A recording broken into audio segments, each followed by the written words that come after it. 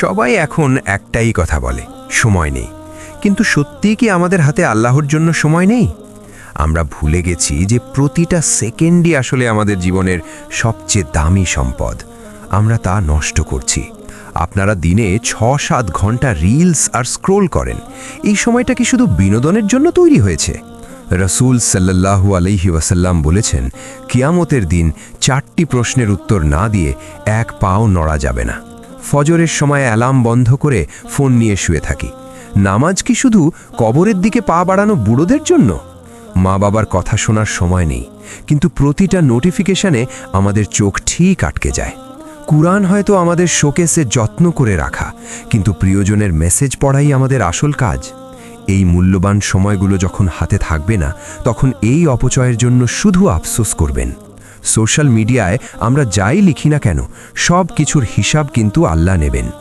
একজন মুসলিমের সম্মান নষ্ট করা কাবা ঘর ভাঙার চেয়েও বড় পাপ, এটা আমরা ভুলে যাই। ইবাদত করে সেটা স্টোরিতে দেবেন না। লোক দেখানো আমল আল্লাহ কবুল করেন না। চোখের হেফাজত করছেন কি? হারাম দৃষ্টিতে দেখা এক ধরনের মানসিক জিনা। মনে রাখবেন, সময় এখনও ফুরিয়ে যায়নি, সিদ্ধান্ত আপনার হাতেই। আপনি কি পরিবর্তন চাইছেন? দিনে মাত্র 10 মিনিট ফোন সরিয়ে রাখুন। সেই সময়টা রবের সাথে কথা বলুন। দুনিয়ার খবর নয়, বরং আখেরাতের পথের জ্ঞান অর্জন করুন। সেটাই আপনাকে রক্ষা করবে।